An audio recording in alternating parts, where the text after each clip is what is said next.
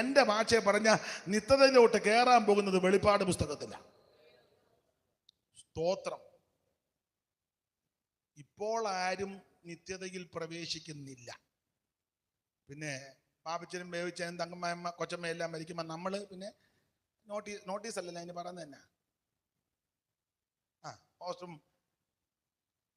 ഫ്ലക്സും ഒക്കെ അടിക്കാൻ പറയുന്നത് പാപ്പച്ചൻ നിത്യത. സ്വഭാവം വെച്ച് നോക്കിയാൽ പോകാൻ ഒരു ചാൻസും ഇല്ല. പാപ്പച്ചൻ്റെ വീട്ടുകാർക്ക് ഇച്ചിരി കാശുള്ളത് കൊണ്ട്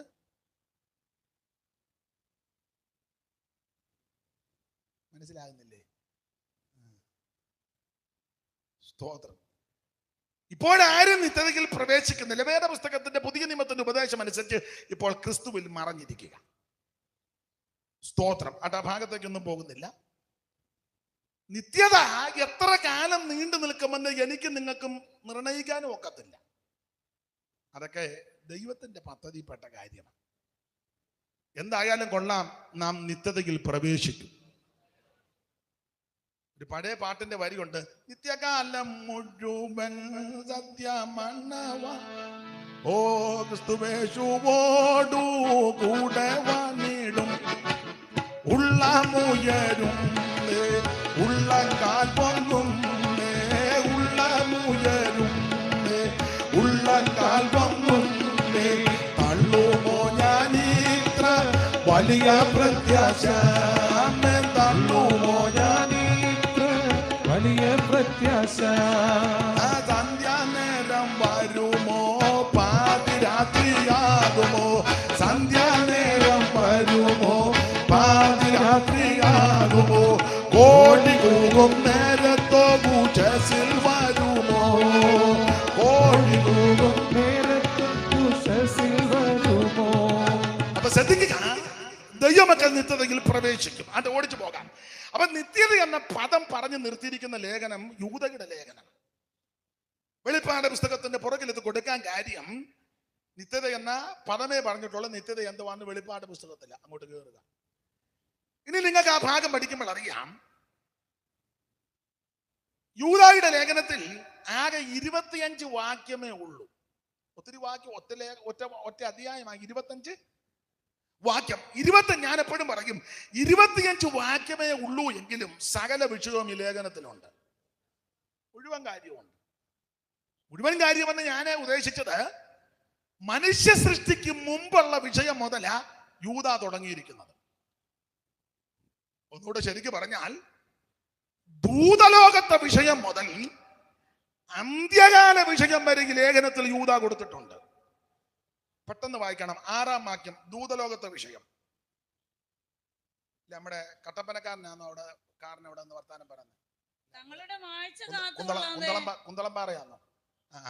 അധികം വർത്താനം പറയരുതേ, ശ്രദ്ധിച്ചോണം. ഇവിടെ ഒന്ന് പിടികിട്ടി. എനിക്ക് ഗുണമുള്ള കാര്യം ആ പറയുന്നറിയാം. എന്നാലും ഇങ്ങോട്ട് നോക്കി ഇത് 6-ാം വാക്യം. തങ്ങളുടെ വാഴ്ച കാത്തുകൊള്ളാതെ സ്വന്തം വാസസ്ഥലം വിട്ടുപോയ ദൂതന്മാരെ മഹാദിവസത്തിന്റെ തങ്ങളുടെ വാഴ്ച കാത്തുകൊള്ളാതെ സ്വന്തം വാസസ്ഥലം വിട്ടുപോയ ദൂതന്മാരെ മതി.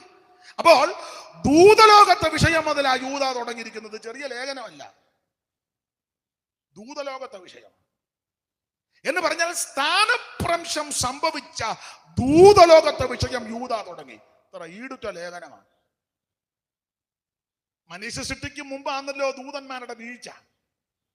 യെശയ്യാ 14, ഹെസ്കേൽ 28, ഇരമ്യാവ് 4 ഒക്കെ ചേർത്ത് പഠിച്ച 31 കൂടെ ചേർത്താൽ യൂദയുടെ ലേഖനവും പത്രോസിന്റെ ലേഖനവും ഒക്കെ ചേർത്ത് പഠിച്ചാൽ ആ സംഭവം ദൈവദാസന്മാർക്ക് ഇതൊക്കെ അറിയാവുന്നതുകൊണ്ട് ഞാൻ ആ ഭാഗത്തേക്ക് തൊടുന്നില്ല. തന്നെയല്ല, അവരിപ്പോ തന്നെ എന്നെ ഇങ്ങനെ നോക്കുന്നു, അവിടെയൊക്കെ കയറി കൈവെക്കാറായോ എന്ന്. ഞാൻ വെക്കുകയല്ല, കൈവെക്കുന്നതല്ല, ഞാൻ അങ്ങ് ഓടിപ്പോവുക. അപ്പോൾ ദൂതലോകത്തെ വിഷയം മുതൽ യൂദ ഈ ലേഖനത്തിൽ തുടങ്ങി. അപ്പോൾ ദൂതലോകത്തെ വിഷയം മുതൽ അന്ത്യകാല വിഷയം വരെ 18-ാം വാക്യം.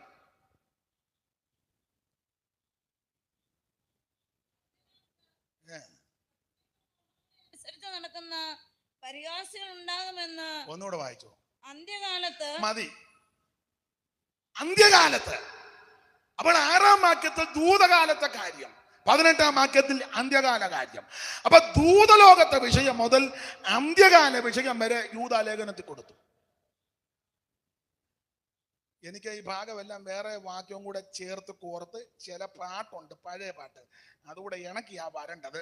ഇന്നതിന് മുതിരുന്നില്ല, കാരണം സമയത്തെ ഭയപ്പെടുന്നത് കൊണ്ടാണ്. സ്തോത്രം. എനിക്ക് സംസാരിക്കണമെങ്കിൽ കുറഞ്ഞത് ഇങ്ങനെയുള്ള രംഗങ്ങൾ 2 മണിക്കൂർ കാണാൻ നല്ലതാണ്. അത് പ്രസംഗത്തിന്റെ മെച്ചം കൊണ്ടോ ഡീപ്പായിട്ട് പോകുന്നുണ്ടില്ല, നമ്മൾ ഈ പാട്ടുകൂടെ പാടുന്നത് കൊണ്ടാണ്. പാട്ടില്ലെങ്കിൽ ഒരു 40 മിനിറ്റുള്ള സാധന കയ്യിൽ ഉള്ളു, പിന്നെ പാട്ടുകൂടെ ഇടുന്നത് കൊണ്ടാണ് ഇത്. അത് അങ്ങനെ അതിൻ്റെ പരിപാടി. അപ്പൊ എന്നെ ആരെങ്കിലും വിളിക്കുന്നുണ്ടെങ്കിൽ ആ രീതിയിൽ വിളിക്കുന്നതായിരിക്കും കുറച്ചുകൂടെ നല്ലത്. പിന്നെ നിങ്ങൾ ഭാരപ്പെടണ്ട, നമുക്ക് കൃത്യസമയത്ത് നിർത്താം. നോക്കട്ടെ. അപ്പൊ എന്തായാലും ദൂതലോകത്തെ വിഷയം മുതൽ അന്ത്യകാല വിഷയം വരെ ഈ ലേഖനത്തിൽ യൂദാ കൊടുത്തു. ഇത് ഈ ലേഖനത്തിന്റെ വേറൊരു പ്രത്യേകത, എല്ലാ ഭാഗവും എടുക്കുന്നില്ല. ഈ ലേഖനത്തിലെ പ്രധാനപ്പെട്ട ഒരു പദം സൂക്ഷിക്കുക, സൂക്ഷിച്ചോണം. നമ്മുടെ മിനിസ്ട്രിയുടെ പേരെന്തുവാ? ഗ്രേസ് മിഷൻ ഓഫ് ഇന്ത്യ അല്ലേ? സൂക്ഷിച്ചോണം. ഇതിന്റെ പ്രസിഡന്റ് ആരാ? സൂക്ഷിച്ചോണം. സെക്രട്ടറി ആരാ? സൂക്ഷിച്ചോണം. കമ്മിറ്റിക്കാര് അങ്ങോട്ടും ഇങ്ങോട്ടും സൂക്ഷിച്ചോണം.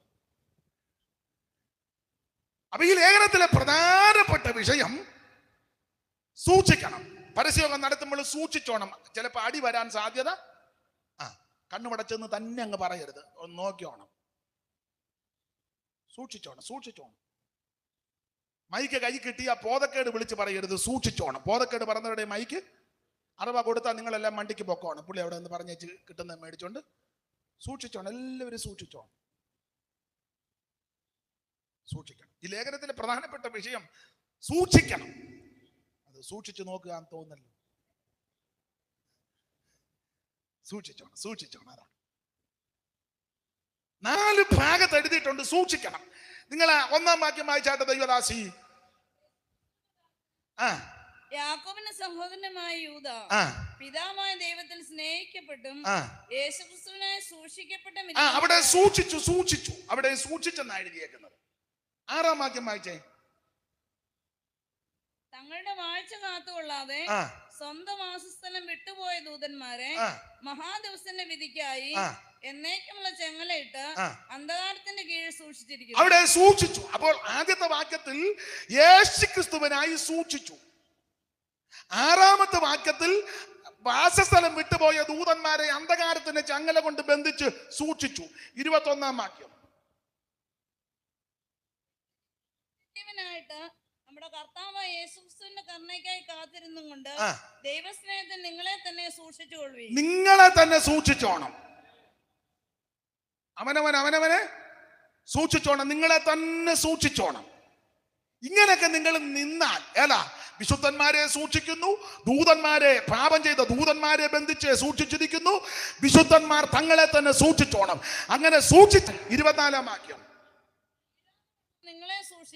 ഇങ്ങനൊക്കെ നിങ്ങൾ സൂക്ഷിച്ചാൽ വീടാതെ വണ്ണം നമ്മളെ സൂക്ഷിക്കുന്ന ഒരു ദൈവമുണ്ട്. വൈരികൻ പിൻപിൽ ചെങ്കടൽ മുൻപിൽ, വൈരികൻ പിൻപിൽ ചെങ്കടൽ മുൻപിൽ, ദുരിതമൻ ചുറ്റിലും കാണുന്ന നേരം, ദുരിതമൻ ചുറ്റിലും നേരം വീഴാതെ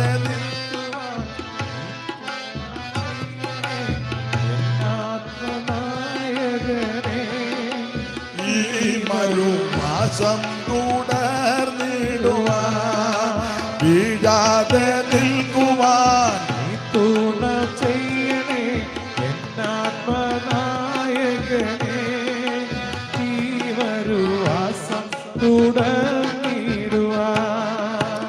യോർദാൻ കടന്നാൽ ഭാഗ്യകാനാനിൽ, യോർദാൻ കടന്നാൽ ഭാഗ്യകാനാനിൽ മോദമോടെന്നും യുഗ മോദമോടെന്നും വാസിക്കും യുഗയുഗം വീഴാതെ നിൽക്കുവാൻ തുണ ചെയ്യണേ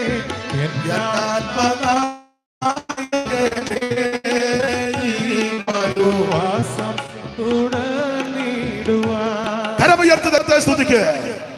വീഴാതെ വണ്ണം നമ്മളെ സൂക്ഷിക്കുന്ന ഒരു ദൈവമുണ്ട്. ഇതുവരെ നിന്നെ സൂക്ഷിച്ചില്ലേ, മേലിനും സൂക്ഷിക്കും. കോവിഡിന്റെ ആരംഭ സമയം വന്ന് നമ്മുടെ പ്രിയപ്പെട്ടവർ, ബന്ധുമിത്രാദികൾ, ഭർത്താവ്, ഭാര്യ, മക്കൾ, വേണ്ടപ്പെട്ടവർ, സ്നേഹിതരൊക്കെ കടന്നുപോയി. അവര് മഹാഭാവികളായതുകൊണ്ട് പോയതല്ല, ദൈവം അവരെ നേരത്തെ ചേർത്ത് കൊണ്ടു. നമ്മൾ വിശുദ്ധന്മാരും നീതിമാന്മാരും ആയതുകൊണ്ട് ഇവിടെ ഇരുത്തിക്കുന്നതുമല്ല. ആമൻ. ദൈവം നമ്മളെ സൂക്ഷിച്ചിരിക്കുന്നതാ. ഇനിയും സൂക്ഷിക്കാൻ നിന്റെ ദൈവം വിശ്വസ്തനാ. ഇനിയും കരുതുവാൻ നിന്റെ ദൈവം വിശ്വസ്തനാ. ഇനിയും സൂക്ഷിക്കാൻ ദൈവം വിശ്വസ്തനാ. വീടാതെ വണ്ണം നിങ്ങൾ സൂക്ഷിച്ച്. അതെ, ഈ ലേഖനത്തിലെ പ്രധാനപ്പെട്ട പദം സൂക്ഷിക്കുക എന്നുള്ളതാ. സൂക്ഷിക്കുക, സൂക്ഷിക്കണം. ഇനി ഈ ലേഖനത്തിന്റെ ഒരു വിശേഷത, രക്ഷ എന്ന വിഷയത്തെ പറ്റി എഴുതാനാ യൂദ തുനിഞ്ഞത്. പൊതുവിലുള്ള രക്ഷ, പൊതുവിലുള്ള രക്ഷ. രക്ഷ എന്ന വിഷയത്തെ പറ്റി എഴുതാനാ തുനിഞ്ഞെങ്കിലും എഴുത്ത് ആരംഭിച്ചപ്പോൾ യൂദയ്ക്ക് മനസ്സിലായി രക്ഷ എന്ന വിഷയത്തെ പറ്റി എഴുതുന്നതിലും അത്യാവശ്യം ദുരുപദേശത്തിനെതിരെ ഖണ്ഡനം നടത്തണം. കാരണം ഈ രക്ഷ എന്ന വിഷയം എഴുതാൻ തുടങ്ങിയ ആ സമയത്ത് ദുരുപദേശക്കാര് സഭയ്ക്കകത്ത് കയറി. ദുരുപദേശക്കാര് അവര് കേറിയ കയറ്റത്തെ പറ്റി ഒരു മലയാള പദം നുഴഞ്ഞു കയറിയെന്ന്. അങ്ങനെ മലയാളത്തിൽ കൂടെ, ഇംഗ്ലീഷൊന്നും എനിക്കറിയാൻ പറ്റില്ല. ഇംഗ്ലീഷിൽ എങ്ങനെ? ഇപ്പം മലയാളത്തിൽ തന്നെ ഇരിക്കട്ടെ. നുഴഞ്ഞു കയറി. ഈ നുഴഞ്ഞു കയറുന്നത് നല്ല ഉദ്ദേശത്തോടല്ല. ബഹുമാനപ്പെട്ട ഷേണായി പാസ്റ്റർ എന്നെ ക്ഷണിച്ചു, ഞാനും പ്രാർത്ഥിച്ചു, അവരും പ്രാർത്ഥിച്ചു, ടീമംഗങ്ങൾ പ്രാർത്ഥിച്ചു. ഞാൻ അല്പം വൈകി വരുമെന്ന് അറിയിച്ചു. 7:30 ആകുമ്പോൾ എത്തുമെന്ന് പറഞ്ഞ് കൃപയാൽ ആ സമയത്ത് വരുവാനിടയായി. വണ്ടി അവിടെ നിർത്തി നടന്ന് നേരെ ഇങ്ങോട്ട് വരിക. നുഴഞ്ഞാന്നോ ഞാൻ വന്നേ? അല്ല, എനിക്കിവിടെ അങ്ങനെ വരേണ്ട കാര്യം, ഇവിടെ നല്ല എങ്ങും അങ്ങനെ നുഴഞ്ഞു ചെല്ലേണ്ട കാര്യം. എന്റെ വരവിന്റെ ഉദ്ദേശം ഇന്ന് രാത്രിയിലെ വചന ശുശ്രൂഷയ്ക്ക് എന്നെ ക്ഷണിച്ചു, പ്രാർത്ഥിച്ച് ദൈവകൃപയെ ശരണപ്പെട്ട് ഇവിടെ വന്നു. എന്നെ ഏൽപ്പിച്ച ശുശ്രൂഷ ഇവിടെ ചെയ്യുക. പിന്നെ എന്റെ ആഗ്രഹം പൗലോസ് പറഞ്ഞതുപോലെ ചങ്ങല ഒഴിക മുഴുവനെണ്ണോ എന്നെ പോലെ ആകണം എന്ന് പറഞ്ഞ എല്ലാവരും രക്ഷിക്കപ്പെടണം. എല്ലാവരും വെള്ളത്തിൽ മുങ്ങി സ്നാനപ്പെടണം. എല്ലാവരും ആത്മസ്നാനം പ്രാപിക്കണം. എല്ലാവരും വേർപാട് പാലിക്കണം. എല്ലാവരും ദൈവത്തെ ആരാധിക്കണം. ആ ഒരൊറ്റ ഉദ്ദേശത്തോടെ ഇവിടെ വന്നു. അതുകൊണ്ട് എനിക്ക് നുഴഞ്ഞു വരേണ്ട കാര്യമല്ല, നേരെ ഇങ്ങോട്ട് വന്നു. സ്തോത്രം. അപ്പൊ ഈ നുഴഞ്ഞു വരുന്നത് നല്ല ഉദ്ദേശത്തോടല്ല. ഇപ്പോഴും ചില സന്ദർഭത്തിൽ നേരത്തെ മിക്കപ്പോഴും ന്യൂസ് പേപ്പർ നമ്മൾ രാവിലെ വായിക്കുമ്പോൾ ചരമ കോളേജിന്റെ ഇപ്പുറത്തെ പേജിലും ചിലപ്പോ ചില ഫ്രണ്ട് പേജിലും ഒക്കെ കാണും പലസ്തീൻ സേന നുഴഞ്ഞു കയറി. ന്യൂസ് പേപ്പറിന്റെ ഫ്രണ്ടിലൊക്കെ ചിലപ്പോ കാണും പാകിസ്ഥാൻ സേന നുഴഞ്ഞു കയറി. അപ്പൊ പാകിസ്ഥാൻകാര് നുഴഞ്ഞു കയറുന്നത് ഇന്ത്യക്ക് ഗുണം വരുത്താനല്ല, ഗുണം പിടിപ്പിക്കാനും ഗുണം വരുത്താനാണെങ്കിൽ അന്തസ്സായിട്ട് ഇന്ത്യ ഗേറ്റ് കൂടെ നേരത്തെ അറിയിച്ചേച്ച് ഇവിടുത്തെ പ്രധാനപ്പെട്ട ആൾക്കാർ ചെന്ന് സല്യൂട്ട് സ്വീകരിച്ച് മാന്യമായിട്ട് കയറിയല്ലേ ഇന്ത്യക്ക് വരണ്ടേ. അല്ലാതെ വെള്ളയുടെ ഇടയിൽ കൂടെ ആണ്, കമ്പിവേലിയുടെ ഇടയിൽ കൂടെ. കമ്പിവേലിയുടെ ഇടയിൽ കൂടെ വരുമ്പോൾ ഓർത്തോണം, ഇവൻ ഇന്ത്യയെ ഗുണപ്പെടുത്താൻ വരുന്നതല്ല, ഇന്ത്യയെ തകർക്കാൻ വരുന്നതാണ്. അപ്പോൾ എന്തു വില കൊടുത്തും അതിനെ നേരിടണം. ആഭ്യന്തരം സുസജ്ജമായിരിക്കണം. എന്റെ ഭാഷ പറഞ്ഞ വ്യോമസേനയും കരസേനയും നാവികസേനയും സകല സേനയും സുസജ്ജമായിരിക്കണം. നുഴഞ്ഞു വരുന്നവനെ അന്നേരം പിടികൂടണം. ഇതുപോലെ പ്രയോഗമാണ് കൊടുത്തിരിക്കുന്നത്. നുഴഞ്ഞു വന്നിരിക്കുന്ന 3-ാം വാക്യം വായിച്ചേ. 3-ാം വാക്യം ചടിയടാന്ന് വായിക്കണം. രക്ഷയെക്കുറിച്ച് കുറിച്ച് മൈക്ക് അങ്ങ് ഓൺ ചെയ്ത് വെച്ചു. നിങ്ങൾക്ക് എഴുതുവാൻ സകല പ്രയത്നവും ചെയ്യുകയും. പ്രിയരെ, നമുക്ക് പൊതുവിലുള്ള രക്ഷയെ കുറിച്ച് നിങ്ങൾക്ക് എഴുതുവാൻ സകല പ്രയത്നവും ചെയ്യുകയും വിശുദ്ധന്മാർക്ക് ഒരിക്കലായി പരമേൽപ്പിച്ച വിശ്വാസത്തിന് വേണ്ടി പോരാടേണ്ടതിന് പ്രബോധിപ്പിച്ചെഴുതുവാൻ ആവശ്യമെന്ന് എനിക്ക് തോന്നി. നമ്മുടെ ദൈവത്തിന്റെ കൃപയെ ദുഷ്കാമവൃത്തിക്ക് ഹേതുവാക്കി ഏകനാഥനും നമ്മുടെ രക്ഷിതാവുമാകുന്ന യേശുക്രിസ്തുവിനെ നിഷേധിക്കുന്ന അപക്വതരായ ചില മനുഷ്യർ പിന്നെ ഓഫാക്കരുതെന്ന്. അബദ്ധരായ ചില മനുഷ്യർ നുഴഞ്ഞു വന്നിരിക്കുന്നു. കണ്ടോ? അവരുടെ ഈ ശിക്ഷാവിധി പണ്ട് തന്നെ എഴുതിയിരിക്കുന്നു. അപ്പൊ പദം നുഴഞ്ഞു വന്നു. അപ്പൊ ഈ സഭയ്ക്കകത്ത് ദുരുപദേഷ്ടക്കന്മാർ നുഴഞ്ഞാ കയറിയത്. ഇപ്പൊ അങ്ങനെ ധാരാളം ദുരുപദേഷ്ടക്കന്മാരുണ്ട്. വേറൊരു യേശുവിനെ പ്രസംഗിക്കുന്നവരുണ്ട്, വേറൊരു സുവിശേഷം പറയുന്നവരുണ്ട്, വേറൊരു ആത്മാവിന് വിധേയപ്പെട്ടു പോകുന്നവരുണ്ട്. നാളെ ഒരാളോട് ദൂത് പറയുന്നു. പുള്ളിയുടെ പ്രായം ദൈവാത്മാവ് പറയാ 45. ദൈവാത്മാവിന് തന്നെ ഇപ്പം ഷുഗർ കൂടിയെന്ന് തോന്നുന്നു. കാരണം ഓർമ്മക്കേട്. ദൈവാത്മാവിന് തന്നെ ഇപ്പം ഡൗട്ടാ. 45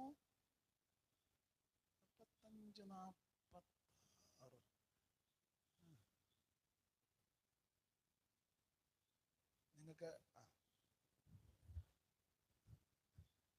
സ്തോത്രം. ഞാൻ ചെറിയൊരു ഉദാഹരണം പറഞ്ഞതേ ഉള്ളൂ, ഒത്തിരി കൊണ്ട് പറയാം. അപ്പൊ ഈ ദുരുപദേശം പഠിപ്പിക്കുന്ന ആൾക്കാർ സഭയ്ക്കകത്ത് നുഴഞ്ഞു കയറി. വീട് തരുന്ന ചിലക്ക് പ്രസംഗം അതാ, വീട് തരുന്ന യേശു, വണ്ടി തരുന്ന യേശു, വിദേശത്ത് അയക്കുന്ന യേശു, കടം മാറ്റുന്ന യേശു, കാശ് തരുന്ന യേശു. യേശുവിനെ അറിഞ്ഞാൽ ഇതൊന്നും കിട്ടുകയല്ലെന്നൊന്നും അല്ല വാദം. അതല്ല മെയിൻ വിഷയം. സ്തോത്രം. നിന്റെ പാപം പരിഹരിച്ച്, സ്തോത്രം, നീ ഒരു ദൈവ പൈതലായി തീരണം. നീ രക്ഷിക്കപ്പെടണം. യേശുക്രിസ്തുവിന് ഹൃദയം കൊടുക്കണം. യേശുക്രിസ്തു മാത്രമാണ് ദൈവം. പിന്നെ കർത്താവിനെ സേവിക്കാൻ ഇറങ്ങുമ്പോൾ നമുക്ക് ആവശ്യമുള്ളതൊക്കെ ദൈവം തന്നോളും. TPM-കാര് പാടുന്ന ഒരു പാട്ടുണ്ട്, നിങ്ങൾക്ക് അറിയാവുന്നവർ വേണേ ഒരു ശീലി പാടിക്കോ, എടുത്ത് പാടാൻ വയ്യ, അതുകൊണ്ടാണ് നിങ്ങളൂടെ പാടാൻ പറഞ്ഞത്. ജീവനും ഭക്തിക്കും വേണ്ടിയ നോക്കയും തൻ ദിവ്യമാം ശക്തി ദാനം ചെയ്തതിനാൽ, ജീവനും ഭക്തിക്കും വേണ്ടിയ നോക്കയും തൻ ദിവ്യമാം ശക്തി ദാനം ചെയ്തതിനാൽ, ആനന്ദമേ ക്രിസ്ത്യൻ ജീവിതം, ആശ്വാസമുണ്ടി പാതയിൽ, ആനന്ദമേ ക്രിസ്ത്യൻ ജീവിതം, ആശ്വാസമുണ്ടി പാതയിൽ. എൻ ഹൃദയം ശുഭവചനത്താൽ കവിയുന്നു, എൻ മനമാനന്ദത്താൽ നിറഞ്ഞിടുന്നു. എൻ ഹൃദയം ശുഭവചനത്താൽ കവിയുന്നു, എൻ മനമാനന്ദത്താൽ നിറഞ്ഞിടുന്നു. എൻ പ്രിയനീയരക്കേകിയ നന്മകൾ എന്തികയാൻ പകരം പരലേകിടും. എൻ പ്രിയനീയരക്കേകിയ നന്മകൾ എന്തികയാൻ പകരം പരലേകിടും. ആനന്ദമേ ക്രിസ്ത്യൻ ജീവിതം, ആശ്വാസമുണ്ടി പാതയിൽ. ആനന്ദമേ ക്രിസ്ത്യൻ ജീവിതം, ആശ്വാസമുണ്ടി പാതയിൽ. കരമുയർത്തി കർത്താവിന് മഹത്വം കൊടുക്കുക. ജീവനും ഭക്തിക്കും വേണ്ടി ഇതൊക്കെ ദാനം ചെയ്തിരിക്കുക. പത്രോസ് പറഞ്ഞ പദം നമുക്ക് മനഃപാഠമാ. തൻ്റെ മഹത്വത്താലും വീര്യത്താലും നമ്മെ വിളിച്ചവന്റെ പരിജ്ഞാനത്താൽ അവന്റെ ദിവ്യ ശക്തി ജീവനും ഭക്തിക്കും വേണ്ടിയതല്ല നിനക്ക് ദാനം ചെയ്തിരിക്കുക. ഞാൻ ആ വാക്യം പറയുമ്പോൾ ഇങ്ങനെ പറയാനുണ്ട്, ഷേണായി പാസ്റ്റേ, നമുക്ക് പരിജ്ഞാനമില്ലേലും നമ്മളെ വിളിച്ച ദൈവം പരിജ്ഞാനമുള്ള ദൈവമാണ് എന്ന് പറഞ്ഞാൽ നിന്നെ വിളിച്ചത് ബോധക്കേട് പിടിച്ച ദൈവം അല്ലെന്ന്, നല്ല ബോധമുള്ള ദൈവമാണ്. സ്തോത്രം. നമുക്ക് പരിജ്ഞാനമില്ലേലും നമ്മളെ വിളിച്ച ദൈവം നിനക്ക് ശക്തി ഇല്ലെങ്കിലും നിന്നെ വിളിച്ച ദൈവം സർവശക്തനാ. നിനക്ക് കഴിവില്ലെങ്കിലും നിന്നെ വിളിച്ച ദൈവം കഴിവുള്ള ദൈവമാ. നീ അപ്രാപ്തനാണെങ്കിലും നിന്നെ വിളിച്ച ദൈവം പ്രാപ്തിയുള്ള ദൈവമാ. നിനക്ക് അവൻ കഴിവ് അവൻ സാമർഥ്യമൊന്നുമില്ലെങ്കിൽ വിളിച്ച ദൈവം ഉന്നതനായ ദൈവമാ. സ്തോത്രം. അതുകൊണ്ട് ഞാൻ പെന്തിക്കോസുകാരോടാ കൂടുതലും പറഞ്ഞ്, പെന്തിക്കോസുകാരെന്ന് പറഞ്ഞ് ചുമ്മാ കരഞ്ഞും കൂവി നടക്കരുത്, നല്ല തളിപ്പുറത്തെ വെടി പോലെ നടന്നോണം. എവിടെ പോവാന്ന് ചോദിച്ചപ്പോ പ്രാർത്ഥനയ്ക്ക് പോവാന്ന് പറയണം. എവിടെ പോവാ? പ്രാർത്ഥനയ്ക്ക് പോവാ. എവിടാ?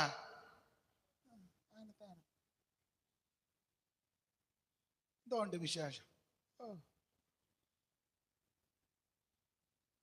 നിന്റെ കൂടെ ഒരു ചെള്ളു പോലും വരികയല്ല പ്രാർത്ഥനയ്ക്ക്. പിന്നല്ലേ നിന്റെ മാപ്പിള വരുന്നത്?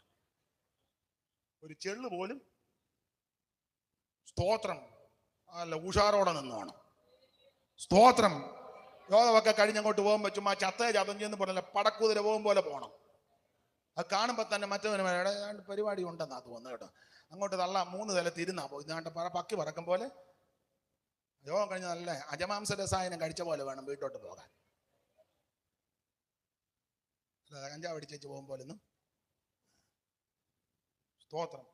റോഡ് കൂടെ പോകുമ്പോൾ ഈ പിള്ളേരൊക്കെ കഞ്ചാവ് അടിച്ച് പിള്ളേർ ദൈവമേ അവരെ രക്ഷിക്കട്ടെ പ്രാർത്ഥിക്കുന്നുണ്ട്. ചിലരോട് സുവിശേഷം പറയാനുണ്ട്, രക്ഷിക്കട്ടെ. അതിപ്പം പഠിതിയൊക്കെ അങ്ങനെ ഇട്ടില്ല. യാതൊരു യമക്കളങ്ങല്ല, നല്ല പടക്കുതിര പോകും പോലെ പോകണം. നിന്നെ വിളിച്ച ദൈവം പരിജ്ഞാനമുള്ള ദൈവമാണ്. ജീവന് ഭക്തിക്കും വേണ്ടിയതെല്ലാം ദൈവം ദാനം ചെയ്തെന്ന്. നിനക്ക് പരിജ്ഞാനമില്ല, പക്ഷെ വിളിച്ച ദൈവം പരിജ്ഞാനമുള്ള ദൈവമാണ്. നിനക്ക് കഴിവില്ല, വിളിച്ച ദൈവം കഴിവുള്ള ദൈവമാണ്. അവിടുന്ന് നിന്നെ പുലർത്തും. നിന്നെ മാത്രം നിന്നെ സന്തതിയെ പുലർത്തും. നിനക്ക് ആവശ്യമുള്ളതെല്ലാം ദൈവം തരുമെന്ന്. അവൻ സ്വർഗത്തിലെ ദൈവം കഴിവുള്ളത്. ഇന്ന് രാത്രി നിരാശയോടെ ഭാരത്തോടെ വന്ന ആരെങ്കിലും എന്നെ കേൾക്കുന്നെങ്കിൽ നിന്നെ വിളിച്ച ദൈവം വിശ്വസ്തനായ ദൈവമാണ്. അവൻ ഉപേക്ഷിക്കത്തില്ല, അനാഥരായിട്ട് വിടത്തില്ല, നിന്നെ തള്ളിക്കളയത്തില്ല. ഞാനോ ലോകാവസാനത്തോളം എല്ലാ നാളും നിങ്ങളോട് കൂടെ കൊണ്ടെന്ന് അരുളി ചെയ്ത നസ്രായനാകുന്ന യേശു ക്രിസ്തു നിന്നെ പുലർത്താൻ വിശ്വസ്തൻ. അതെ, ഓടിച്ചു പോകാം. അപ്പൊ യൂദ ഈ ലേഖനം എഴുതാൻ കാര്യം രക്ഷ എന്ന വിഷയത്തെ പറ്റി എഴുതാൻ ആരംഭിച്ചെങ്കിലും എഴുത്തു തുടങ്ങിയപ്പോൾ മനസ്സിലായി രക്ഷയെ പറ്റി എഴുതുന്നതിലും അത്യാവശ്യം ദുരുപദേശത്തിനെതിരെ ഖണ്ഡനം നടത്തണം. പൊതുവിലുള്ള രക്ഷ ഇടയ്ക്ക് കയറി പറഞ്ഞതാണെങ്കിലും ഒന്നുകൂടെ പറയാം. രക്ഷ യേശുക്രിസ്തുവിൽ കൂടി മാത്രമാണ്. കർമ്മമാർഗം കൊണ്ടോ പുണ്യപ്രവൃത്തി കൊണ്ടോ ദാനധർമ്മം കൊണ്ടോ നേർച്ച കാഴ്ച കൊണ്ടോ ആചാരം കൊണ്ടോ അനുഷ്ഠാനം കൊണ്ടോ പാരമ്പര്യം കൊണ്ടോ മാമൂലുകൾ കൊണ്ടോ ഒന്നും രക്ഷിക്കപ്പെടുകയല്ല.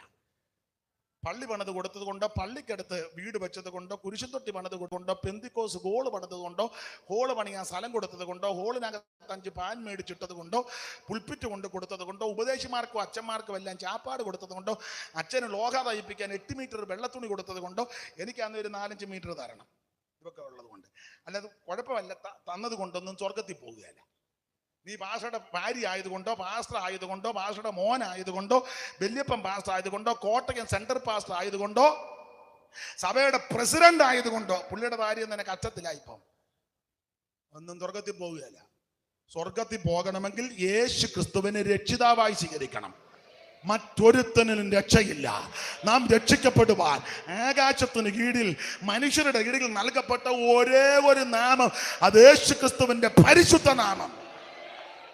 കരമുയർത്ത് ദൈവത്തിന് മഹത്വം കൊടുക്കുക. മംഗളം ദേവദേവന് പ്രതിദിനവും, മംഗളം ദേവദേവന്, മംഗളം ദേവദേവന് പ്രതിദിനവും, മംഗളം ദേവദേവന്.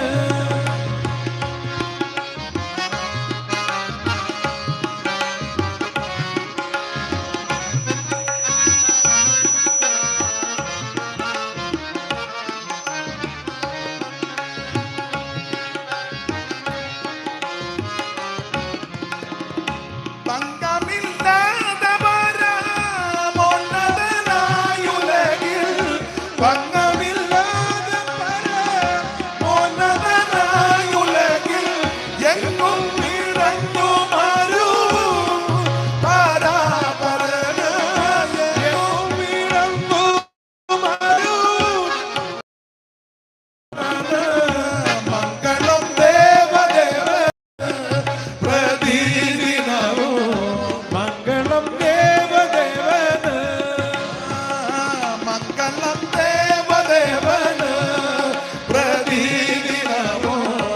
ആക്കണം ദേവദേവന്.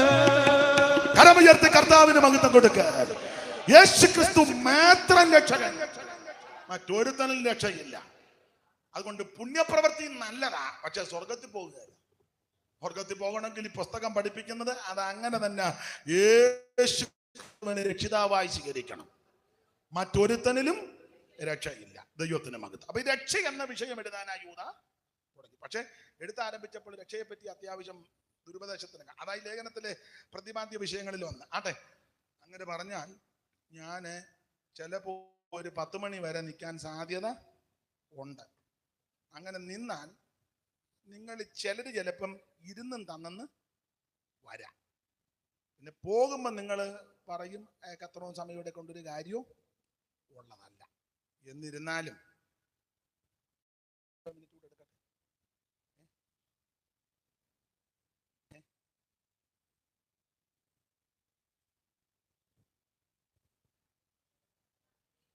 നിങ്ങൾ പറ, വെളി നിൽക്കുന്ന സഹോദരൻ മരിച്ചവരുടെ സമയം എടുത്തോട്ടെ. അവിടെ അവിടെ ഇച്ചിരി അല്ല, ഇച്ചിരി എടുക്കാൻ പോവാ ഞാൻ. അപ്പൊ ശ്രദ്ധിക്കുക, പൊതുവിലുള്ള രക്ഷ ഇത് എഴുതുവാൻ അങ്ങോട്ട് തുനിഞ്ഞെങ്കിലും ദുരുപദേശത്തിന് ഖണ്ഡനം നടത്തി. അതാണ് ലേഖനത്തിലെ പ്രതിപാദ്യ വിഷയം. അതിന്റെ തെളിവുകളൊക്കെ ധാരാളമുണ്ട്. ആ ഭാഗത്തേക്ക് ഇന്ന് പോകുന്നില്ല. എടുത്ത കുറുവാക്യം ഒന്നുകൂടെ വായിച്ചാട്ടെ സഹോദരി. പിന്നെ ഇതാ കർത്താവ് എല്ലാവരെയും വിധിപ്പാനും. ആദാം മുതൽ അങ്ങനെ വായിക്കും. ആദാം മുതൽ ഏഴാമനായ ഹാനോക്കും ഇവരെ കുറിച്ച്. അപ്പോൾ ആദാം മുതൽ ഏഴാമനായ ഹാനോക്ക്, യൂദ പറഞ്ഞിരിക്കുന്നത് ഏഴാമൻ ഹാനോക്ക് പ്രവചിച്ചെന്ന. അങ്ങനെ ആ വാക്യത്തിന്റെ 2 വാക്യം കൊണ്ട് ചേർത്ത് പറഞ്ഞ ഹാനോക്ക് പ്രവചിച്ചുവെന്ന് യൂദ രേഖപ്പെടുത്തി. ഇനി ആ ഭാഗം നിങ്ങൾ പഠിക്കുമ്പോൾ ഏഴാമനായ ഹാനോക്ക് എന്ന അങ്ങനെ അവിടുത്തെ എങ്ങനെ ഏഴാമനായ ഹാനോക്ക്. അതിനെ ഏഴാമൻ ഹാനോക്ക് എന്ന് പറയാൻ കാര്യം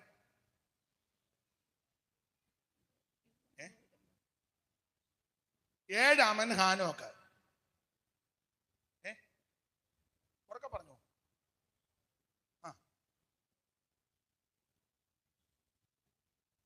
ഈ ഏഴാമൻ ഹാനോക്ക് എന്ന് പറഞ്ഞാൽ ആറാം മുതൽ 7-ാം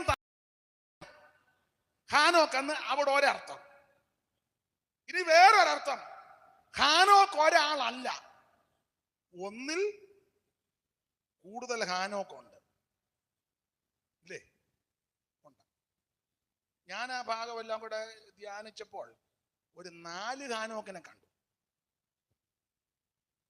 ഒന്നാമത്തെ ഹാനോക്ക് നമ്മുടെ പ്രതിപാദ്യ പുരുഷൻ ഏഴാമനായ ഹാനോക്ക്. വേറൊരു ഹാനോക്കുണ്ട്, 3-ാമൻ ഹാനോക്ക്.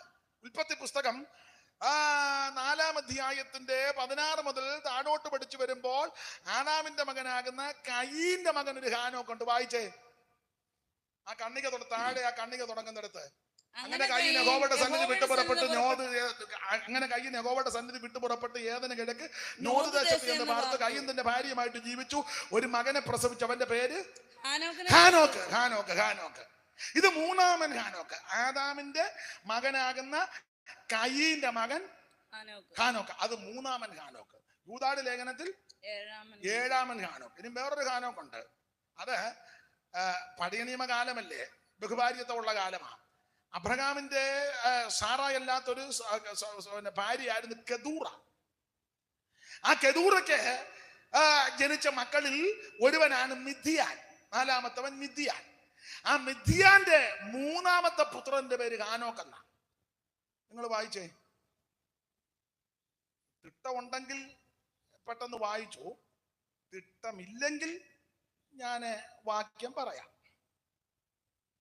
ഉൽപ്പത്തി പുസ്തകം 25-ാം അധ്യായത്തിന്റെ 1 മുതൽ വായിക്കുമ്പോൾ അബ്രഹാം വേറൊരു ഭാര്യയായ കെതൂറായുമായിട്ട് ജീവിച്ചു. അവൾ സിമ്രാൻ, യൊക്ഷൻ, മെദാൻ, മിദ്യാൻ, ഇഷ്ബാക്ക്, ശൂവക് എന്നിവരെ പ്രസവിച്ചു. ഇനി അതിന്റെ 4-ാമത്തെ വാക്യം വായിച്ചാട്ട് സഹോദരൻ. മിദ്യാന്റെ പുത്രന്മാർ അപ്പൊ 4-ാമത്തെ പുത്രനാണ് മിദ്യാൻ. ആ മിദ്യാന്റെ പുത്രന്മാരുടെ പേരാണ് 4-ാം വാക്യം. ഒന്നുകൂടെ വായിച്ചോ. മിദ്യാന്റെ പുത്രന്മാർ